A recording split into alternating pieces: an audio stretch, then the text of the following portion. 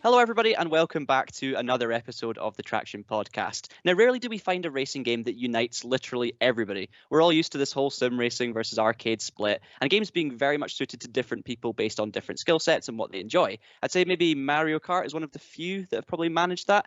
But recently, there's been a new addition to this very short list. None of us have ever found a single person who doesn't love this game. So we need to talk about it, and we've decided to dedicate an entire episode to the subject. And that game is Wreckfest. So I'm delighted to say, joining me today, we have a man whose first car was totaled in true Wreckfest style, a T-bone at an intersection. Justin Sutton. Justin, commiserations, by the way, for you and your former Jeep. Yep, I miss my Jeep very much, but I'm very happy to be here. That's good. That's good. And I'm sure we'll kind of get over that at some point. And also joining me, a man who once wrecked a McLaren F1. And it wasn't even on a sim, but thankfully it was a model. So, Tom, did you ever recover from that traumatic childhood moment? Oh, I'm still depressed about it now, yeah. Thinking back, it was actually quite a nice model, and I was a bit too young for it, and it was wrecked. That explains everything. Something now, even though it's a model. That explains everything we know about you, Tom. Everything. Right. So I think the best place to start is going back right to the beginning. So for those of you who don't know, Wreckfest wasn't originally called Wreckfest. It was called Next Car Game, and it's a game developed by Bugbear Entertainment. It was announced in 2013, so it's been on the go for a while now. But it's only recently really where it's gathered a lot of momentum and people have really begun to realize how good it was. I'll start with you, Justin. What's your first memories of this game?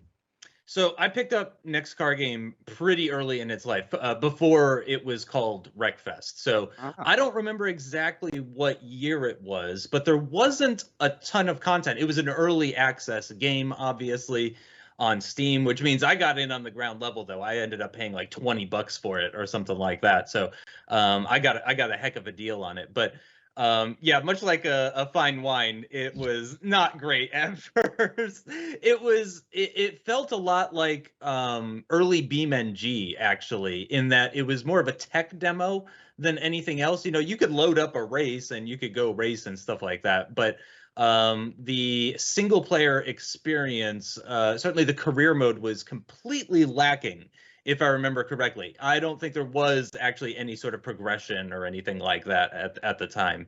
But I immediately liked it. I really liked that it was a little bit slower than other games. You know, in Wreckfest, like if you get up to 80, you're going pretty miles per hour. Sorry, I should say 80 miles per hour.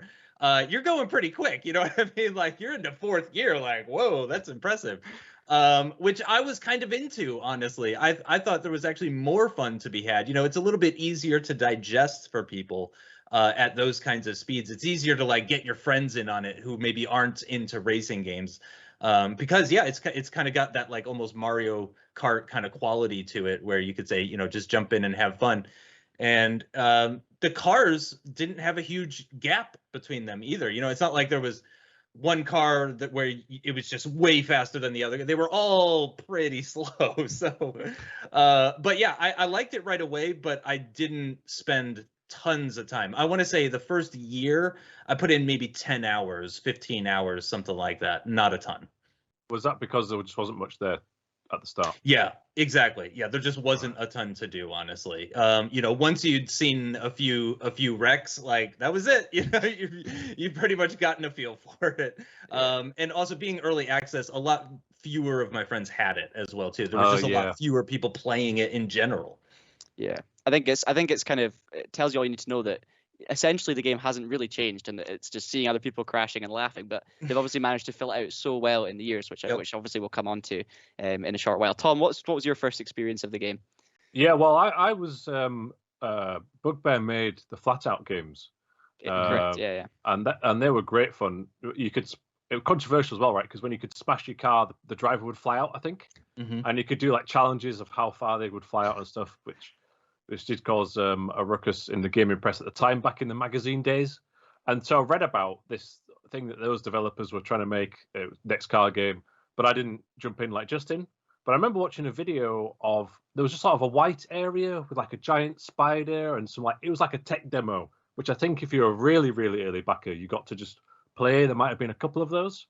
And so I remember watching videos and thinking, oh yeah, I don't have that. And, you know, waiting and reading forever and ever about this game that's going to come out. Honest, it's going to exist. And then finally it came out and was finished or renamed on PC, and then I jumped on board when it was on console for the first time. Loved it. Played through the whole career, got all the trophies and achievements. Played online with some friends, and then I've just sort of rested on it for a while. But then recently, the tournament DLC and the new tracks and the new version of it has got me back in. Yeah, I think that's the same for a lot of people as well. They've been brought back to the game. You know, I was quite a late starter personally. I didn't really know about Next Car Game or anything at the time. I think 2013, I was probably in my peak phase of kind of serious sim racing on R Factor, and I did a bit of Game Stock Car and original AC, Dirt Rally original, but I wasn't really looking for the kind of arcade side of racing because I just didn't have time. I was focusing a lot on my sim racing at that time. So when I first discovered this game, it was actually through work, before Traxion, but through work in Glasgow. I was working at VR Simulators, which is a virtual reality sim center, and we always ran Project Cars 2 there, but we had a quiet day and decided to install Wreckfest and see how it would feel with the motion platform, the direct drive wheel, the fans, and all that kind of stuff. And honestly, I've never laughed so much. Like, me and my boss were just sofa car, hell ride. My first ever experience was that combo. And honestly, when you don't know what to expect, because I didn't play this game before, and suddenly you're sitting there with motion and direct drive, and you're seeing your character flying off the front of the sofa, there's just a really, really good comical value to it. You know, I loved it. And me and my boss were just on the floor laughing and basically just praying that customers wouldn't be coming in the door in the next half hour. So, no, it was great fun. But as you say, like, it's so nice to see how far it's come. You know, especially you talked about the single player career mode and stuff like that, Justin. You were saying when it first started, it didn't really have any features. And now look at it. We've got so many different ways you can enjoy this game, offline and online. But, you know, in particular, at the start, a lot of people look at offline. Yeah, so it's really come a long way, and I would say especially so. Online, and we're going to get into that. It's smaller changes. There have been changes, but they're smaller. Single player, especially the career mode, was essentially built from the ground up. It sort of, I think it was around the same time that Assetto Corsa was coming out with their career mode, and the Assetto Corsa career mode was terrible. It was just terrible. It wasn't a career mode. It was not a career mode. It was a series of challenges, and that's it. Yeah. And I remember the Wreckfest stuff was was definitely better at that point. The one problem that I had was they kind of made career mode mandatory because it's where you got the vast majority of your free vehicles and also cash. And for those that don't know, for those that haven't played Wreckfest, you use cash to buy cars and to upgrade cars as well too. You can earn upgrades. You can receive free parts by playing career mode as well, or at least you used to be able to. I don't know if that's okay. Yeah, I was pretty sure about that. So yeah, you can get free parts as well, but career was too mandatory previously, but that has since been changed without getting into too much details, without getting too ahead of ourselves. But the career mode's quite good. It's not Gran Turismo 1 through 4 good.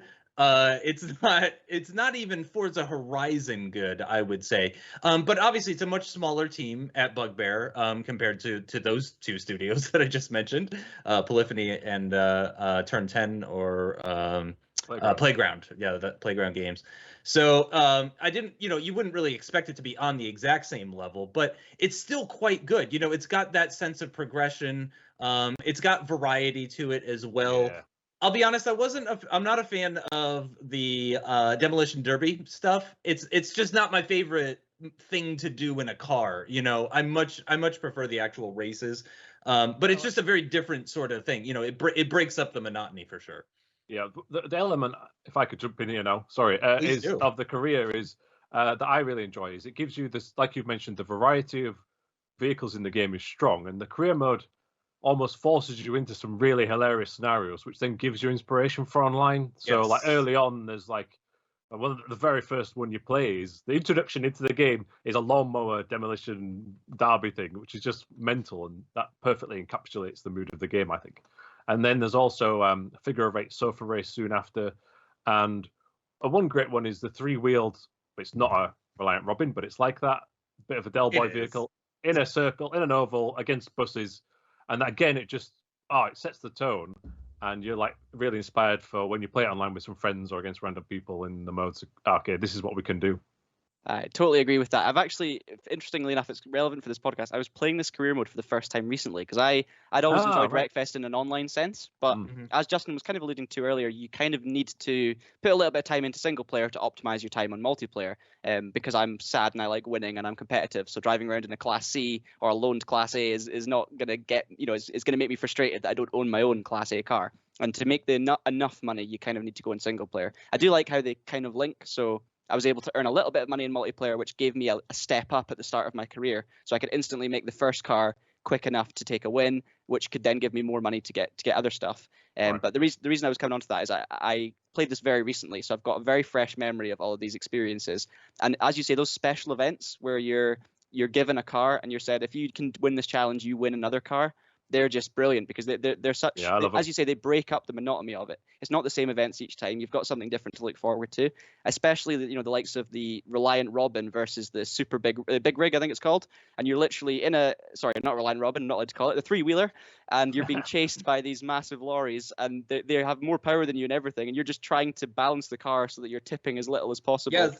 It's honestly so intense, and you're just like looking in your mirror the whole time waiting to be destroyed. And yeah, the variety really gets brought out through the career mode. You instantly get a flavor of every single corner of the game, which I think is a great thing. And you don't have to do everything, which I actually appreciate. You can be a completionist, you can, because there's different tiers of the career. I forget what they're called now. There's like regional, junior. I can't remember the name for them. Right, exactly. There's different names for them, but there's different tiers in the career mode, and you don't have in the World to do Masters. Exactly. So you've got like the top tier, you got the entry level and stuff like that. But to progress to the next one, you need a certain number of points. So there's like 1,500 points total, but you only need 1,000 points to get to the next level. So you can pick and choose, which was great for someone like me who, like I said, I didn't love the Demolition Derby stuff with AI. I think it's amazing with friends. Demolition Derby online is incredible. With the AI, it's for me personally, but yeah, they do a really, really good job, honestly, of breaking it up so that you feel like you're moving your way up. Yeah, exactly. But at the same time, you don't have to go through and 5-star absolutely everything, or 3-star, whatever it is. But they have like bronze, silver, gold, and you get certain points depending on where you finish, and a certain number of points gets you to the next level. And I do like that you get free cars and stuff like that. I wish they would have gone a little bit further with that even, and maybe like when you get to the third regional thing or whatever, you get like a free B class car or something like that. It tends to be a lot of the free cars you get in the career mode are like bus, lawnmower, stuff like that. Left field choices, yeah. Right, that isn't great in a real race sort of scenario. They're great vehicles to get, don't get me wrong, but I wish there was also on top of that, just like, oh, here's the knockoff Jaguar, or something like that would be really cool. Yeah, and I actually would like to give them props for the AI, maybe not in the Demolition, although I quite enjoy it, but when you're racing in the career against the AI, they've got this sort of, you could set the difficulties to as how hard as you want, right? But just in the medium default setting, whatever, they've got the perfect balance, I think, between being scatty and crazy and providing a challenge. So they're going to spin out, but they're quite aggressive in that they take you out, but also kind of not in a really overly frustrating way. So it's not canned where like, oh, they're always going to take you out on every corner, right? Or they're always going to spin out themselves. If you're lagging at the back, it's sort of got a natural elastic band effect where if you're right at the back, the other cars will crash into each other. They won't necessarily just like really slow down. There's a bit of that. And so that also adds to the sense of enjoyment for me for the racing, because it almost feels kind of like an online race sometimes. It does. I totally agree with that. The AI, I think, are so well balanced in that sense. Yeah. And I noticed exactly the same thing. I think that it would have been so easy to make it so that they were stupid and they never tried to wipe you out and were really clean, and it was just down to you to crash into them. In the same way, they could have gone the opposite way, and whenever they registered someone beside them, it could have swiped to the left, but you don't know what they're going to do. So you're heading down a straight and you're like, okay, if this guy leaves me room, I could go around the outside and we can have a clean battle here. If this guy decides, you know what, I'm just going to squeeze him out, and they will do that, then you're kind of left on the side, and it's really, really difficult to know how your race is going to pan out. You've got to prepare for every scenario, which is really like online racing, obviously to less extremes. If you're online and you have a battle bus going the wrong way around the circuit. Yeah, exactly. You know, you don't have as many of the extremes to deal with in terms of being taken out and stuff, but you still got to expect the unexpected, and you can never be guaranteed of a win, even if you're the quickest car, because a couple of incidents here and there with back markers or just people catching you the wrong way, and you know you're facing the wrong way and you can't stop spinning. That's my problem. Once I get spinning, you can never get straightened up again because you just constantly get hit again. But yeah, I mean, obviously, you know, you guys touched upon cars as well. The way the car system works is you have a market where you purchase your cars. Obviously, you can win parts for those cars, and you can also win cars themselves as rewards, as Justin's touched on.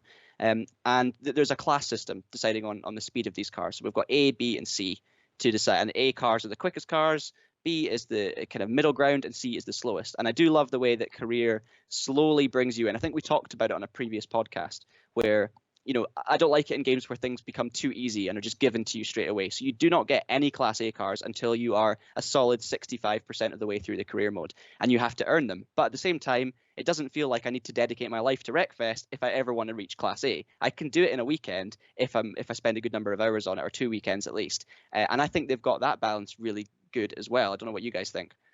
I like the class system, obviously because of another certain game that I won't mention right away. You already know what I'm thinking, though. I'm not going to say it. But there's another game that grades their cars on letters. And I like that system. I think it's really good. I think it's great. The problem is with that game and with Wreckfest, I think, is the gaps are too big.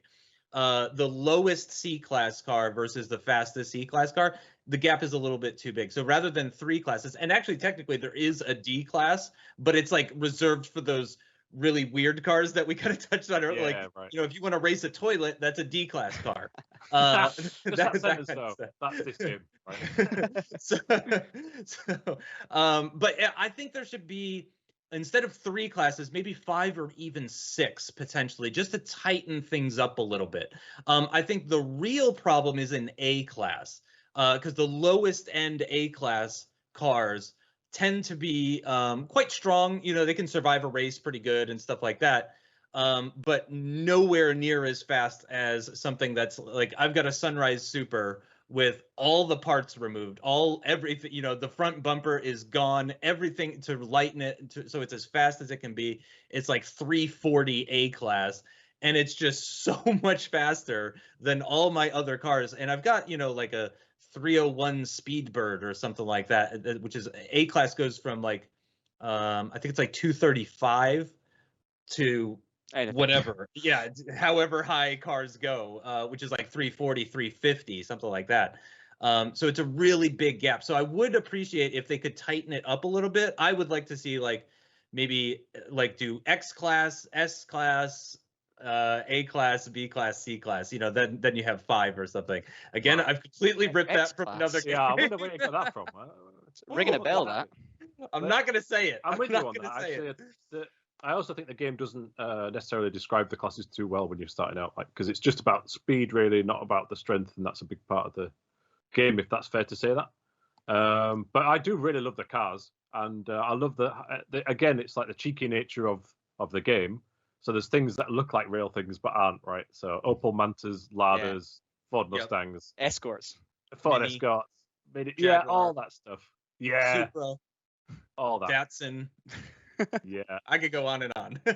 Right, but they're not licensed, and that means probably why they can do such crazy damage. And it doesn't bother me at all. I don't know about you guys in particular. I do not care about car licensing at all. The only thing I struggle with is sometimes just like if I was describing a car to someone, you need to remember the name of it, which is a bit different. But you can just say like, oh, it's the one that looks like. Yeah, I just say like, oh, it's the Crown Victoria. You know what I mean? Yeah. Like, you know which one it is. You heard me earlier, like, that race with the Reliant where you're. Oh wait, no, sorry, the not Reliant. It's technically Super Van, I think, but wasn't the Super Van also another term for the Reliant? So yeah, they're really good at making it recognizable, the name, but like, school bus. Like the Gordy just sounds Lada-ish. I don't know why. Yeah, right. But like they've done a good job of making the name sort of sound similar to the car that it represents. Just a cheeky, it adds character to the game in this respect. You know, if it's some other games, you're like, oh well, that's not licensed, that's a bit, but because this is all focused about the damage, which sometimes licensed companies are a bit nervous about. and they're clever with the names and the design of them. You're just like, oh, this is funny. And actually, the same is with the tracks, right? Some of the tracks are like real tracks, but not. I think Justin Milillo, our colleague, was saying one's just like, was it Irwindale Speedway? And Yes. there's one which is exactly the same as Buxtehude, which is a German rallycross track, except there's one tire stack on one part that's different. And you're like, all right, that's fine. There's one corner in the Pine Hills Raceway as well that reminds me of the rallycross track that they go to in Top Gear, the really, really well-known rallycross track. Linden Hill? Oh, Linden Hill, that's the one. It's got that corner where it goes up a hill and then at 180s at the top and you come down it into the final corner. And there is that at Pine Hills, and it is identical. And it even, I think, has the gravel or the tarmac to dirt transfer. Yeah. Right, exactly. That Linden Hill has as well too, because it's like tarmac in the apex of the corner, but then it turns into gravel coming out of it. I don't remember exactly how Linden Hills is, but you get the similar sort of vibe to it. And again, it's not a direct rip off the entire way round, but yeah, those final two corners, you definitely get a whiff of Linden Hill about it for sure. Which is no bad thing. No, it's great. It's fantastic. I feel like half the circuits in the game give you a whiff of Linden Hill, because I've had the same thing. There's been multiple times where I've been driving around and going, is this Linden Hill mirrored? Like, what is this going on? I think it's great. I think it's honestly great. And I think you've moved it on perfectly, Justin. I think we should talk about the tracks, because for me, genuinely, and as much as I love the cars and stuff, the tracks are what makes this game. You know, I am so, when I hear there's a new pack come out, I mean, the cars are great and all, but the thing I'm really excited about is what is the new track going to be, because they've got such a good balance between race circuits where it really benefits you to know how to race well and know how to optimize your lines. And then you've got the circuits that will create the funniest moments, the funniest videos, the funniest, laughs with your friends. And I think they strike that balance so well that there's a really nice cross between them too. So you have your tracks that are like, you've got your full-on demolition circuits and you've got your full-on race circuits, and you've got a really nice kind of gray area in the middle where it's like, most of this track's good for racing, but there's a cross section, or vice versa, where it's meant to be destructive, but there's a couple of really nice corners where you can nail your line and improve your times on it. I think they've absolutely struck gold with the tracks. Agreed, completely, 100%. And just on the racing tracks, I really have to give a shout out, especially because it wasn't mentioned in our top 10 Wreckfest tracks video, which I mentioned on social media. I voiced it. I didn't pick the list before anybody comes after me on that one. Before you reveal this, Justin, before you reveal this, I also have a track in mind that in my head should be there. So I just put that out there. I'm interested to hear if it's the same. Well, I already mentioned mine. It's Pine Hills, the rally layout. The Pine Hills rally layout. I think it's relatively new. In a fast A-class car, you lap it a little over 1 minute. It's got a nice kind of wide entry, 90-degree left. And then it's got a little bit tighter 90-degree right into another 90-degree right. It's mixing dirt and asphalt the whole time as well. And it's got a point where you go up and then you 180 and you come back, but people can end up going wide and you end up having oncoming traffic, which is fantastic.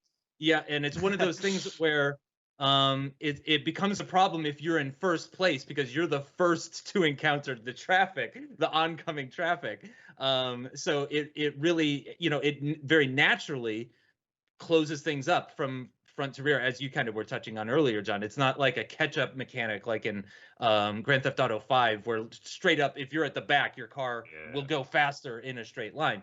It's more, if you're at the front, you're in more danger. And I think they do a really good job of that. But for some reason, there's just something about that, and especially the final two quarters that remind me of Linden Hill that I was mentioning.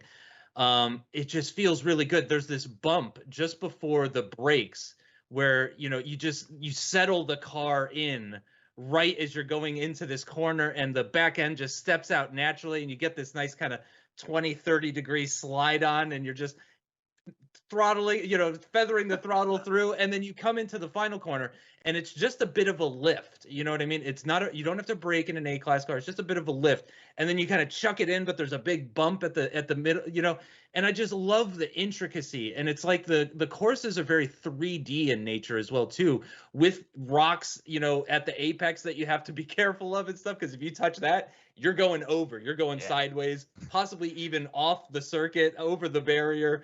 Huge accident, half your health gone. Bad memories. Right. So and then you have like Bonebreaker Valley stuff where, you know, it's just hilarious, like cars coming off of ramps and hitting each other, and you know, that sort of stuff is great. But I have to say, it's those moments on like the proper like racetracks where I like just feel the car, you know, like I become one. It's like a Zen moment for me. And it's really, really nice. It's not something that used to happen with me with Wreckfest. It's a new sort of thing that's happened as they've added more cars, more tracks, tweaked things here and there. I didn't used to get it, but now like I'll be racing and I'll almost get goosebumps. I'm like, this is incredible. And it's on controller too, which is even more incredible. Do you have a favorite track, Tom? Well, I just wanted to give a shout out to the classic Dirt Devils Stadium, the racetrack version there. It's just literally a simple loop, but it's made complicated by these like yumpy bumps, which you can't get the rhythm right every time. And there's 2 lanes, and people converge in the middle, and then towards the end of the lap, there's a jump which crosses over in the air, and obviously there's a big crash there. So really simple, but I just played it just on the week of recording with some friends online, and that was the one which we had a good time of. And then the other thing I'd just like to say is there are so many tracks in this game now, because every update they do, the track is always free for everybody. So there is paid DLC, but the track list is still expanding, even as recently as a couple of weeks ago. Yeah, Dirt Devil Stadium. I'm so glad you mentioned that. And I should say as well, guys, if you want to see what tracks we're talking about here, a lot of them are covered in the top 10 best Wreckfest tracks, which is on Traxion YouTube channel. So make sure you go and check that out. The thing I love about Dirt Devil is that, as you say, it seems simple, but it's not. I actually, in the career, I really enjoyed, and one of the 12 lap races there, I really enjoyed working out which lane was quickest for each bit. And, there wasn't a correct answer, because it always depends on your momentum. You know, some of them are tighter to get onto, so you lose speed on the entrance, but then you have a flatter run through the straight, so you can carry more speed, but then it's also tighter on the exit. If you're wondering why there was a little edit point there, guys, keep an eye on the social media accounts on Traxion, because you'll probably find a video somewhere explaining why we had a wee cut point there. But anyway, we were talking about Dirt Devil Stadium, weren't we, Tom? And you were talking about Dirt Devil Stadium before this happened. But anyway, the reason I love that circuit so much is because it was one of the tracks that took the longest to learn, but you really feel like once you've learned it, you know, it's a really rewarding feeling that it gives you, because there's 2 different lanes, obviously, on a couple of different points, and it's not clear which one's quicker. You've kind of got a trial and error. If you try them both out, you know, one of them might be a tighter entrance, but then quicker over the jumps, and then tighter again at the exit, whereas the other one, the crossover one, each have their own moment of peril where you need to slow down the right amount to nail it and keep the momentum going. So for that reason, I absolutely love Dirt Devil Stadium. And if you get it wrong, it's a massive crash as well. If you try and cut too tight on the corners, you get that big tire wall into the post, and obviously you can fall down the middle as well. So there's so many good things about that. I also love in this game the way that, you know, as Justin kind of touched on earlier, you can almost calculate carefully how much peril you want to provide and put yourself in, and it's like a risk versus reward thing. So, you know, the example for me is always, and I can't remember the name of this, but it's one of the most famous circuits in the game, when you've got the oval that loops around at the ends, effectively, and there's a little cut over between the two. So you've got the full oval that you're going into oncoming traffic, and then you've got the little loop at the end, and you can choose which way to go. So you can either go left or right on the entry, and there's a natural way to go, which is going outside and then coming in. And then there's obviously, you can take the alternative route and kind of cut into the inside and then go to the outside. And obviously you can choose, if the leader is a certain amount ahead, you can choose, am I going to sacrifice a bit of front bumper here and a bit of time to wipe out the leader and get them on the exit? But then second and third might gain more on me. Or am I going to try and play it smooth and go the same way as the others? And it's really interesting, tactically speaking, as well. I love that about some of the more destructive circuits. I don't know if, I'm trying to think of any more examples of that, but there's so many examples where... Yeah. Such a big track list these days. Yeah, and especially when you've got the corners at the end where you can choose which direction to go. I think that kind of stuff's great. Hellride as well. That's the one. Yeah.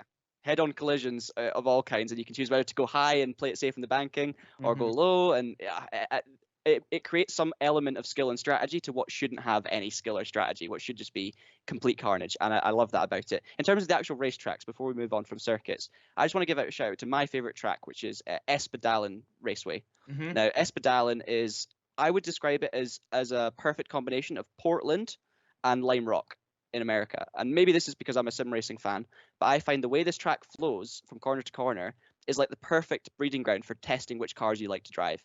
It flows, and this doesn't matter if you run it in reverse or forward, by the way. Both layouts are sensational, and the flow of the corners is magical. The way you can slide around them the right amount, the speed you can carry from curb to curb, it's just a brilliant racetrack. And I would love to have that track in another game like R Factor 2, and drive an LMP2 around there or a GT car or something. I think that would be absolutely magical. I don't know. Everyone seems to have their own racetracks that they like on Wreckfest, though, because you obviously had a different example, Justin, of the track that you liked. And I think that's what I like about it, too, because it's probably based on, I might have had a really good first race on Espedalen and I've had a good feeling about it ever since. Whereas on some of the tracks where I struggled and hit a rock and flipped, I might always have a negative feeling towards. I will say, because we're on the topic of it, I do wish it was easier to pick tracks and to remember them and stuff. So we talked about how memorable the cars are. It's very easy to just mention its real world counterpart and people know what's going on. But for some reason I do get confused because there are so many tracks. So I actually had to pull up. So like I forgot the name of Eagles Peak Motor Park. It's one of my favorite tracks in the game. I'm just like, oh, the one with the jumps and the crossovers and it's like 3 triangles. I don't. It is a lot, but they are fantastic, and there aren't many that I completely dislike. And there was at one point, my group of friends, we were so into Wreckfest that someone made a Google document where after each race you could go in and rate a track.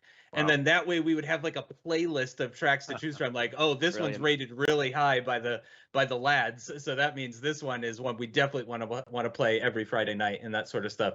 I tend to like the stuff that's a little bit, and this kind of follows from like my F1 track choices as well. I tend to like stuff that's a little bit longer. I really like the nice long laps, like where it like Boulder Bank Circuit is one that's a little bit on the longer side. Again, Eagles Peak is really good because that's quite, but yeah, there's a lot of different ones. Sandstone Raceway, that's another good one as well. Northland Raceway. The ones that say Raceway, I tend to like quite a bit. I'm less of a fan of the kind of smaller Mickey Mouse ones, but they can be fun too. Yeah, actually, just quickly on that, I would agree. No, I love the fact that there's loads of tracks. Yeah. So we'd never knock it for that, and that they're free. But in particular online, which I guess we'll move on to, is that when you're trying to pick a track, it doesn't clearly depict what it is, and you're like, is this a good one or not? I can't remember the name of it. That's the only thing I'd say. Thank you, Tom. You provided me with the perfect segue. That's doing your job amazingly. So we did want to cover a little bit more about the online side of things, because we talked about career mode. We obviously talked about cars, tracks, the main elements of the game. And I totally agree with you guys on that. Let me start with this. I think that in terms of the track acknowledgement, like, it's easy for you to work out which track's your favorite, but I had to look up the name of it. Like, I still didn't quite know it off by heart. And so many of them have a similar aesthetic, although they all have their own unique character when you drive them. Yes, it can be difficult to differentiate the names and the photos. Yeah, they've all got trees, bit of dirt, exactly. Right. Unless there's a certain defining factor like sand or something, which makes it a little bit more clear. But even then, it's hard to remember because there's forward, backwards, short and long layouts and everything. So online racing obviously is a massive part of Wreckfest, and I think that's been one of the big things that's been growing because of streaming, community racing with your friends is like where Wreckfest is absolutely at its best. I'm sure we can all agree with that. Justin, what have been your best experiences racing online in Wreckfest? So immediately when you asked me for best experience racing online, one particular moment pops into my head, and it was a night a long time ago actually, where we were doing a lot of like Wreckfest and Forza and other things like that. We were, on Friday nights, we were all getting together. We were playing racing games and stuff like that, my group of friends and I. And we had been doing Wreckfest for a little while at that point. It was called Wreckfest, so it was at 1.0, so it had its full launch and that kind of stuff. But this was still like a year or two ago, something like that. So we were starting to mess around with mods. which is you can only do that on PC, as far as I know. I don't think mods exist. Correct. Okay, yeah. So no mods for you guys on console, unfortunately. But on Steam, the mods are fantastic, and there's even more tracks as well. There's like something called the Very Track Pack, which introduces a whole bunch of even more. And you can get like there's a scaled down spa as well that you can race at. So they have like some F1 tracks and that sort of stuff, which is fantastic. But that particular night, the only mods we were running were moon gravity and pinball damage or pinball physics or something. So essentially, when you crash into someone, you end up with more force than went into it. You know what I mean? It's sort of like hitting a baseball. Because the two things are coming at each other, you end up with a higher exit velocity. So it was like pinball mode and low gravity. And we were at what is the place where you go up and you come back? Oh God, Bonebreaker Valley. Bonebreaker Valley, yeah. Bonebreaker Valley. And we were both in the same car. We were both in the Volvo. I forget what it's called right now. Hammerhead. Yep. We were in the Hammerhead. And we were in different. So mine was like white and his was black, or mine was black and his was white. I don't remember exactly, but we were in opposite color Hammerheads, and we both came off opposite jumps with the low gravity and the pinball mechanics, and we made contact mid-air about like 10 or 15 feet off the ground, and just boom, Hammerhead everywhere. You know what I mean? Just comical, the destruction that resulted in it. And it was the sort of thing like we were the two fastest drivers in our group of friends. So there were like 10 of us or something like that, and this friend and I were the two fastest people in that group. So everyone else was behind us, and I think it was like lap 1, and we both just come off the jump and just immediately take each other out of the race, basically. And it's like the one opportunity for everybody else to finally get a win for the night. And that moment has stuck in my head for years. I still I'll just think about it randomly sometimes, and I'll just remember that moment and how fun it was. And it does make me wish, which we're going to get onto later, but it does make me wish that like mods were available. These sorts of mods were available for the people on console, or that they were more built into the game, because it's a bit of a headache to go download them and enable them, because you can only go to servers that have those mods in particular enabled and stuff like that. I would love it if it was a little bit more user friendly, where I could go onto a server that doesn't have moon gravity, even if I have it installed and active at the moment in my, that kind of stuff. But like that moment, not unsurprisingly, my top moment of all time in Wreckfest is a mid-air collision. Did you have anything on that one, Tom? Oh, well, no, but I don't have anything to say on that. Particularly, I wasn't there. But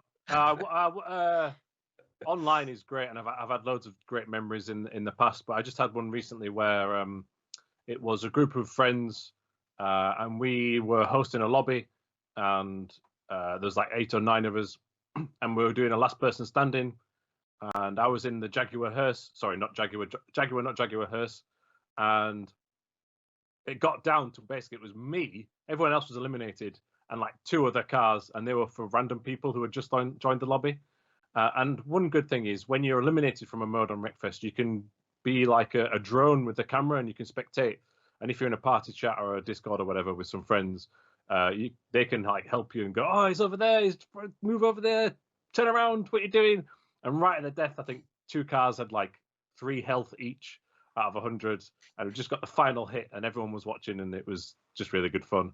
And if you're playing with friends, Wreckfest is great, but there are like, especially on the console version anyway, there's like, a really nice, easy to use menu for quick joining certain types of races. So you can just click a random race, right? Or search the server or lobby list, but you can just hit, I want a derby race or a special vehicle race or just a race, and you can just hop in there. But then also you can do a private lobby with up to 8 people, which is really good fun. Yeah, I love that you can do serious racing with rules, and then you can also have servers where they're like, no rules, drive backwards in whatever car you want to do. Can you add AI?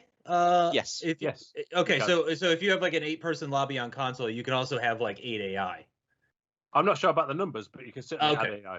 Yeah. Okay, perfect. I was just curious because I haven't played the console version, so obviously I'm learning. I've never actually played with AI online, but I just know the options there. Gotcha. The reason I asked you guys, like, instead of launching into all the things about multiplayer, why I asked you for, a favorite moment that stands out is because I think that's honestly what is so special about Wreckfest. Everyone's got these memories of, remember that race when? Like recently, our producer Cameron today, we were doing a race together, and he won the race before, so we decided the leader needs to go in a meme car, like a lawnmower or a toilet seat or whatever it's going to be.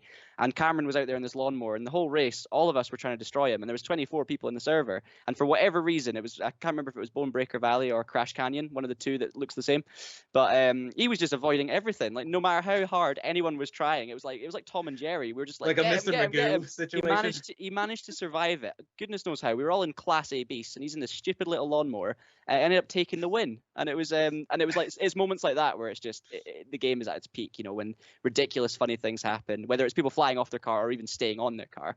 I think obviously I want to touch on tournament mode in just a second, but before I do, you were talking about the servers, all the different things you can do with them, and how you can join different types of servers. I think one of the issues maybe with online, on PC at least, is the inability to easily create a server for you and your friends with your own rules without knowing all the ins and outs of fancy server creation, right? So like, if you're a 12-year-old that wants to go on and play some Wreckfest with his schoolmates, unless you know how to work servers, it's really difficult to do.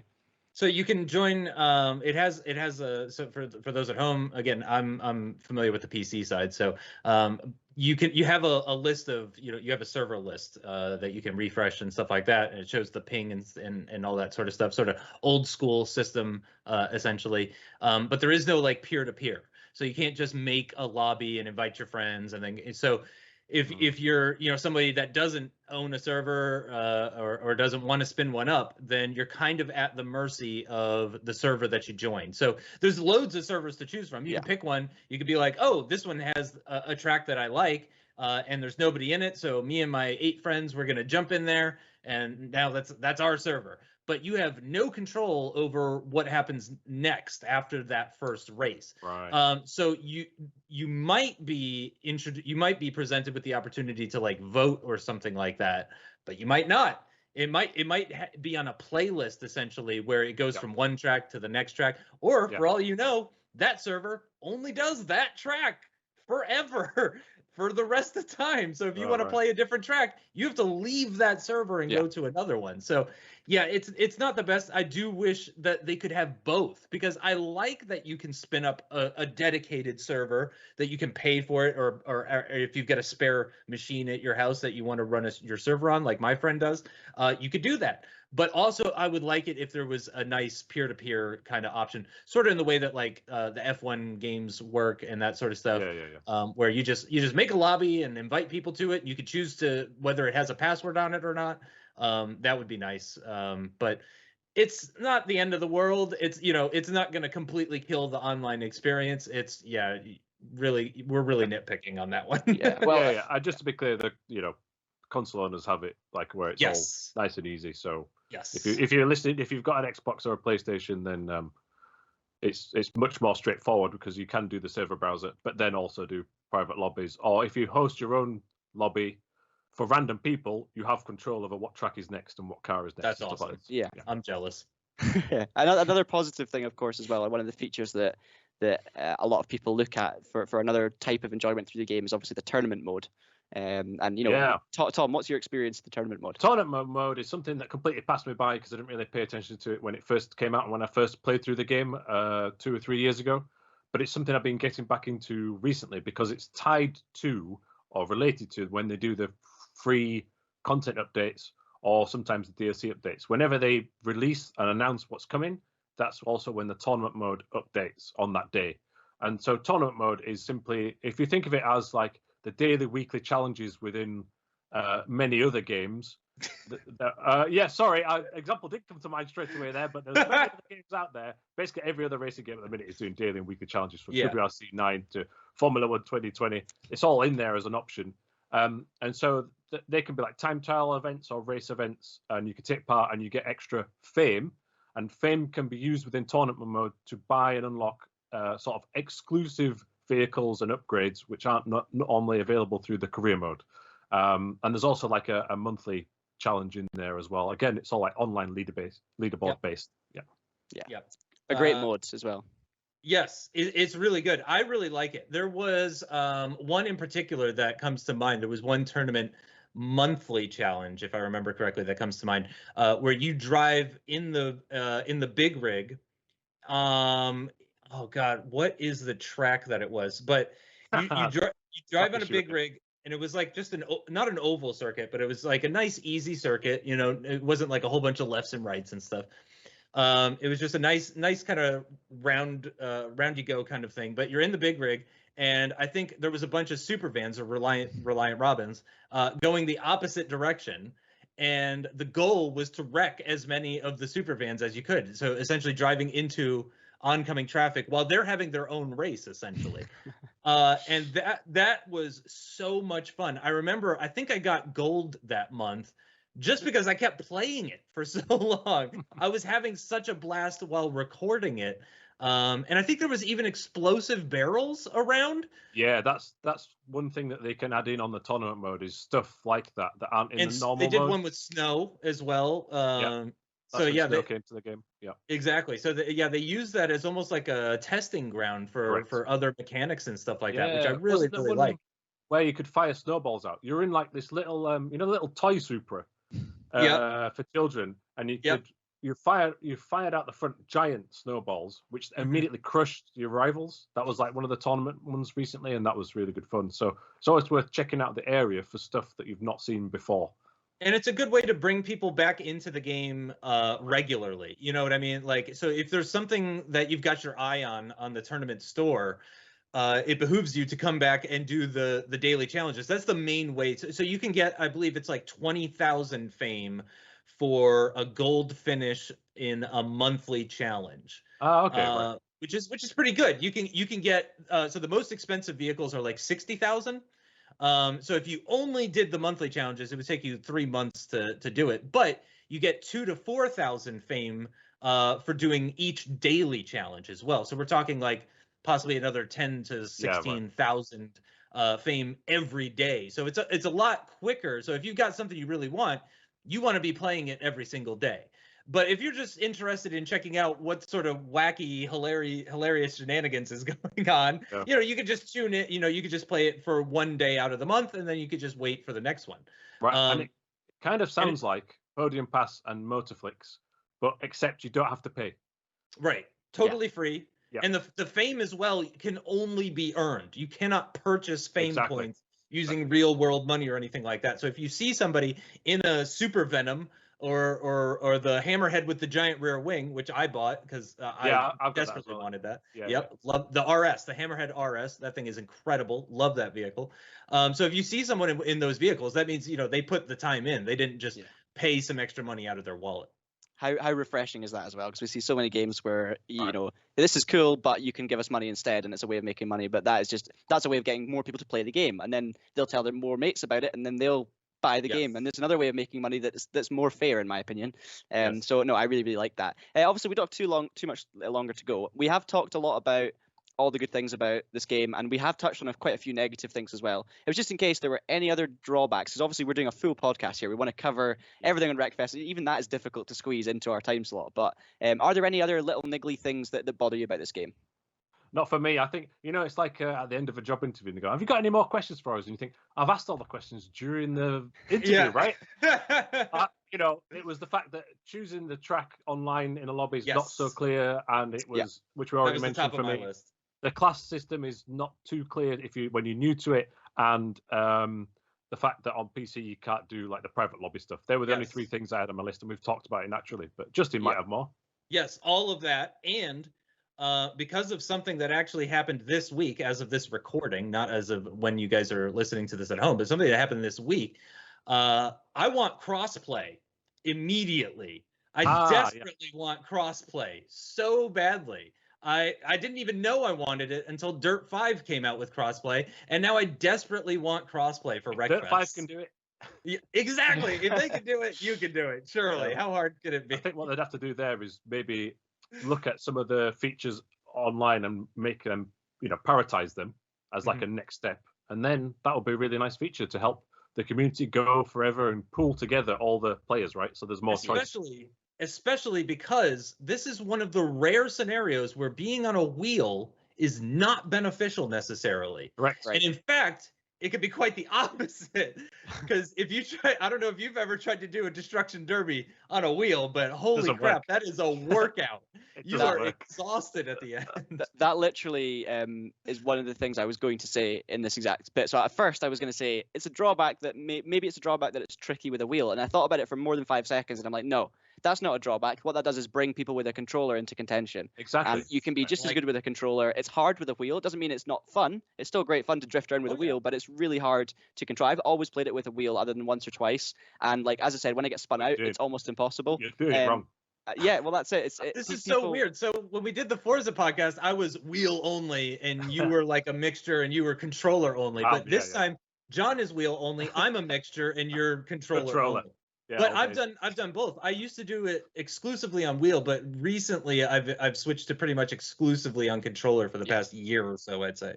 It suits it more. One other very quick drawback I want to touch on. I wish we could save replays from online races. Yes. I think that would be great. Yes, I think you should do that in every game, always, forever. Saving replays is amazing. I love it. Right, but maybe we could do that for Wreckfest too. It's a segue. I see what you did there. What do we want to see, guys? What do we want to see from Wreckfest 2? Do we need a Wreckfest 2? Do we just keep developing Wreckfest 1? Or are there certain things that you would love to see implemented in the form of a new game? We're getting there. We're getting to the point where I think it's probably going to be time to start thinking about a Wreckfest 2. I would imagine it's something that they've been at least tinkering with in the background. Whether or not they're in full-blown development mode on Wreckfest 2, no idea. But with the content that's been coming out and stuff like that, I'm leaning towards they're not doing too much with it at the moment. But no, I think you're right. It can keep going for sure. But certainly, if I were them, it would be on my mind anyway, at the very least. I think, from my personal opinion, is as to what's happening next is maybe they could string out another season pass because they've already had 2, right? Why not do a third? And just to be clear, it's only cars that I paid for, right? But the PS5 version in particular does have improved textures and lighting that aren't necessarily seen elsewhere. Even if you've got a mega powerful graphics card, these textures aren't developed into the game. So what I predict is that will come to PC and Xbox Series at some point this year, right? So I'm sure that will happen. And also what I would say is it's because it's been given away for free on the PlayStation, there's a whole new audience coming to it. So it's keeping it ticking over a bit for maybe at least a year. But maybe because there's so many tracks and cars in this game, I find it hard to think about what would be in a sequel. And I'm wondering if maybe they're working on a different game entirely using this sort of physics engine in the background. I see. I don't mind what it is as long as it's just something new from Bugbear, because they have made like we said, Ridge Racer. They did the PSP version of Sega Rally, I think, and Flat Out games. So, yeah, something. I love Wreckfest. Maybe they can keep that going while they do something different. Is my No, that's definitely a good shout.